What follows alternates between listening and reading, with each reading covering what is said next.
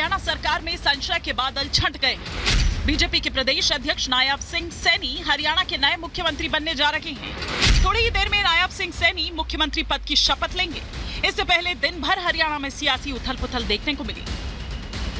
पहले बीजेपी और जेजेपी गठबंधन टूटा, उसके बाद मनोहर लाल खट्टर ने मुख्यमंत्री पद से इस्तीफा दे दिया। इसके बाद बीजेपी विधायक दल की बैठक शुरू हुई और पर्यवेक्षक बनाकर चंडीगढ़ भेजे गए अर्जुन मुंडा और तरुण चुग ने नई सरकार की कवायद तेज कर दी। नायब सिंह सैनी पिछड़ा वर्ग से आते हैं। अक्टूबर 2023 में ही हरियाणा के नए प्रदेश अध्यक्ष बनाए गए थे, यानी 5 महीने बाद ही वो सीएम की कुर्सी की रेस तक पहुंच गए। ये कहा जा रहा है कि बीजेपी ने राजनीतिक समीकरण को ध्यान में रखकर सैनी को एक और बड़ी जिम्मेदारी देने का फैसला लिया है। सैनी ओबीसी समुदाय से आते हैं और खट्टर के बेहद करीबी माने जाते हैं। हरियाणा में अब तक जाट प्रदेश अध्यक्ष और नॉन जाट सीएम का फॉर्मूला चलता आ रहा है, लेकिन अक्टूबर 2023 में बीजेपी ने हरियाणा में पुराने मिथक को तोड़ा और नया बदलाव किया। बीजेपी ने जाट की बजाय पूरे ओबीसी समुदाय को साधने के लिए नायब सिंह सैनी को आगे करने की रणनीति बनाई। बता दें कि खट्टर पंजाबी खत्री समाज से ताल्लुक रखते हैं। हरियाणा में नए मुख्यमंत्री बनने की नौबत क्यों आई और आखिर क्यों बीजेपी और जेजेपी में ठनी, ये जानना भी जरूरी है। जेजेपी लोकसभा चुनाव में हरियाणा में 1 से 2 सीटों की मांग कर रही थी, जबकि बीजेपी का केंद्रीय नेतृत्व और राज्य संगठन सभी 10 सीटों पर खुद लड़ने के पक्ष में है। कहीं ना कहीं यही गठबंधन टूटने की वजह बनी। ऐसे में लोकसभा चुनाव से पहले नायब सिंह सैनी को सूबे का पदभार देना कितना कारगर होगा, ये आने वाले चुनाव में ही पता चल पाएगा। Bureau report, Republic Bharat. इसी पर और विस्तार से चर्चा के लिए तमाम खास मेहमान हमारे साथ जुड़ चुके हैं। पहले स्टूडियो में जो मेहमान हैं फटाफट से उनसे परिचय करवा देती हूं। वरिष्ठ पत्रकार समीर चौगांवकर जी भी इस वक्त हमारे साथ जुड़े हुए हैं। विनीत गोयंका जी बतौर पॉलिटिकल एनालिस्ट इस वक्त हमारे साथ जुड़े हुए हैं। एक और वरिष्ठ पत्रकार प्रेम कुमार जी इस वक्त हमारे साथ जुड़े हुए हैं। संजय मिश्रा जी हमारे साथ हैं, दुष्यंत तांगा जी हमारे साथ हैं और साथ ही साथ स्टूडियो के बाहर से राकेश त्रिपाठी जी भी इस वक्त बीजेपी के स्पोक्स पर्सन है, हमारे साथ जुड़े हुए हैं। और राकेश त्रिपाठी जी से ही मैं चर्चा की शुरुआत करना चाहूंगी कि राकेश त्रिपाठी जी 24 घंटे पहले की गई मनोहर लाल खट्टर की तारीफ का ये असर होगा, ये किसी ने सोचा नहीं था। वो अलग बात है कि पटकथा तो आप लोगों ने पहले ही लिख दी होगी, लेकिन एक तीर से कई निशाने लगाए गए हैं। हिमानी जी, मुझे लगता है ये भारतीय राजनीति में भारतीय जनता पार्टी की राजनीति को देख करके लोगों को सीखना चाहिए, समझना चाहिए कि कितने अनुशासन के साथ, बिना किसी उठापटक, बिना किसी असंतोष के कैसे पार्टी के नेतृत्व आपस में बैठ करके परामर्श करता है और जिस नाम के जिस चेहरे पर मोहर लगा देता है, सब मिलकर के उसको कैसे सहजता के साथ स्वीकार करते हैं। मुझे लगता है इसको सब कुछ सीखना चाहिए, समझना चाहिए। भारतीय राजनीति में परिवर्तन हमेशा जो प्रकृति का शाश्वत नियम है उसको स्वीकार। मनोहर लाल खट्टर जी ने एक बहुत सफलता के साथ सरकार चलाई है और तब जब लगातार ये बात कही जाती थी कि हरियाणा में कोई जाट मुख्यमंत्री ही बनाना चाहिए, सारी जातिगत राजनीति को दरकिनार करके मनोहर लाल खट्टर जी ने एक सफलता अपना कार्यकाल चलाया और भारतीय जनता पार्टी के नेतृत्व ने परामर्श करके स्थानीय नेतृत्व के साथ ये परिवर्तन किया है और परिवर्तन हमेशा सकारात्मक बदलाव लेकर के आते हैं। भारतीय जनता पार्टी ने जहां भी इस तरह के परिवर्तन किए हैं, इसकी भूमिका क्या होगी? आपने अभी मध्य प्रदेश के, राजस्थान के और छत्तीसगढ़ के चुनाव परिणामों को देखा है कि कैसे भारतीय जनता पार्टी ने मध्य प्रदेश में आपसे कुछ कहना चाह रहे हैं दुष्यंत नागर जी, वो इत्तेफाक नहीं रख रहे हैं आपकी बातों से। ये इसको हम बिल्कुल भी अनुशासन नहीं दुष्यंत नागर जी जिस पार्टी की राजनीति करते हैं, मैं बिल्कुल भी अनुशासन नहीं है। उन्हीं की पार्टी ने 3 महीने पहले कहा था, दीपेंद्र हुड्डा ये कह रहे थे। लोकतंत्र को, लोकतांत्रिक प्रक्रियाओं का पालन, मेरे को पहले इनको जवाब दे लेने दीजिए। वो कह रहे थे 3 महीने पहले। इनकी बात से ना देश के लोकतंत्र पे हमला महसूस मुझे हो रहा है। अच्छा, आपने विधायक दल की बैठक बुलाई, विधायकों की राय नहीं ली, प्रधानमंत्री या नड्डा जी या अमित शाह जी के मन में जिसको आया उसको उठा के मुख्यमंत्री बना देना, पिक एंड चूज, ये लोकतंत्र नहीं है भाई साहब। और इसे आपके जैसे बुद्धिमान व्यक्ति महिमा मंडित कर रहे हैं। ये तो मुझे तो बहुत, मेरे तो हृदय पे लगी है ये बात आपकी।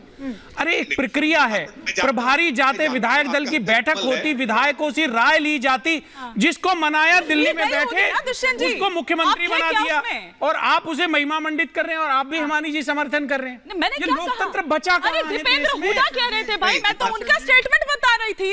आप तो मुझ पे प्रहार करने लगे। अनुशासन पार्टी ने आप कर तो difference मुझ पे ही प्रहार कर, मैंने तो सीधा सा सवाल पूछा था उनसे। आ रही हूँ त्रिपाठी जी 1 मिनट आ रही हूँ। समीर जी कुछ कह रहे हैं। बात कर रहे हो कि पार्टी के अंदर डेमोक्रेसी नहीं है, लोकतंत्र नहीं है। राजस्थान का लोकतंत्र बताना चाहते हो क्या कि जब अशोक गहलोत से कहा था इस्तीफा दे दो, विधायक दल की बैठक बुलाने पर्यवेक्षक गए तो कैसे विधायक के घर चले गए थे, कहां चले गए थे? स्वतंत्र हैं। अरे यही तो लोकतंत्र की खूबसूरती है। अरे इसी से आपको दिक्कत है।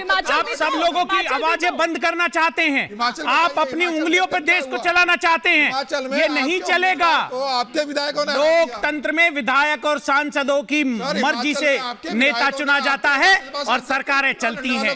ये देश को बंधक बना लिया है आपने। समीर क्या हिमाचल में लोकतंत्र पार्टी में क्विक रिएक्शन ले लेती हूं इससे पहले कि राजभवन से तस्वीरें आने लगे। तो दुष्यंत जी इससे पहले कि राजभवन से तस्वीरें आने लगे एक क्विक रिएक्शन ले लेती हूं। लेकिन विनीत जी, इसे प्रमोशन देके डिमोशन देके, क्योंकि कई तरह के जो कयास है वो भी लगाए जा रहे हैं। ये कहा जा रहा है कि क्या मनोहर लाल खट्टर की हम केंद्र में कोई भूमिका देखेंगे, क्योंकि कल जिस तरह से वो कह रहे थे कि हम साथ में दरी बिछाते थे, साथ में फिर उसमें वहां पर उसी दरी को वहां पर बिछाते थे, सो भी जाते थे। उनके पास एक बाइक थी कि पूरा हरियाणा का चक्कर काटते थे, रोहतक और न जाने कहां कहां का जिक्र उन्होंने कर दिया।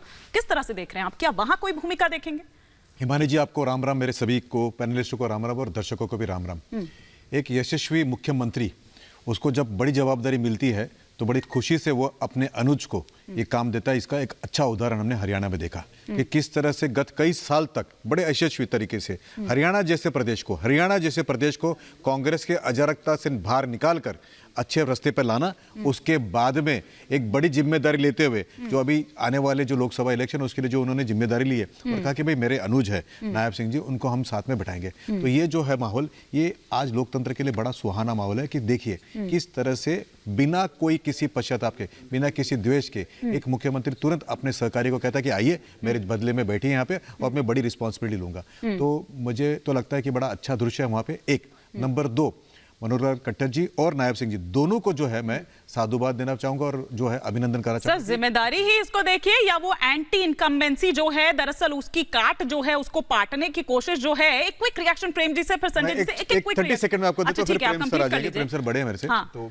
देखिए ऐसा है, अगर आपको ऊंचा जाना होगा तो निचले स्तर की जमीन को छोड़ के जाना पड़ेगा। अगर आपको ऊपर बढ़ना होगा व्यक्तिगत जीवन में, राजनीतिक जीवन में, तो आपको मोह छोड़ना पड़ेगा और आगे बढ़ना पड़ेगा। और मैंने एक चीज देखी है भारतीय जनता पार्टी के राज में और मोदी जी के राज में कि जो व्यक्ति अपने निजी स्वार्थ से ऊंचा उठता है उसका भला होता है और वो समाज का भी भला करता है। प्रेम जी, आप इसको किस तरह से देख रहे हैं, ये जो लेकर आए हैं नायब सैनी? क्योंकि देखिए यहाँ पर ओबीसी वर्ग जो है और एक बड़े नेता हैं ओबीसी वर्ग से जो आते हैं, अगर नायब सैनी की हम यहाँ पर बात करें, जाहिर सी बात है कि तमाम समीकरण जो हैं उनको यहाँ पर ध्यान में रखा गया है। लेकिन वहीं दूसरी तरफ आप किस तरह से देख रहे हैं, क्योंकि ये फॉर्मूला हमने उत्तराखंड में देखा, ये फॉर्मूला हमने गुजरात में देखा, क्या इसको इस तरीके से देखें और क्या ये कारगर साबित होगा?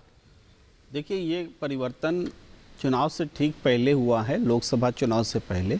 और जो बताया जा रहा है, जो समझाया जा रहा है, या आप भी जो समझा रही हैं, वो है कि एक वोट बैंक, नया वोट बैंक जैसे ओबीसी का है वो उनसे जुड़ेगा और उनको राजनीतिक फ़ायदा होगा। अब यहीं पर प्रश्न उठता है कि जो वोट बैंक आपके पास था, वोट बेस बोलें तो ज़्यादा अच्छा है, वोट बेस आपके पास था, क्या उस पर आपका यकीन घट गया था कि आपको नए वोट बेस की तलाश करनी पड़ रही है? एक पहलू ये है, इसमें 2 घटनाएं, एक खट्टर जी गए ये घटना है और एक सैनी जी आए ये घटना है। और जेजेपी से अलगाव की भी एक अलग घटना है, इसके अलावा तीसरी बात जो दुष्यंत जी का जाना एक घटना है। और इन घटनाओं के बीच डेमोक्रेसी की जो चर्चा अभी हो रही थी वो भी है। तो इन सब को देखते हुए हम ये कहते हैं कि कल तारीफ कर रहे थे और आज चला गया, क्या मेमने को पत्ता खिलाया जा रहा था? अच्छा, ये बड़ी बात आप यहाँ पर बोल रहे हैं, मैं इस पर जवाब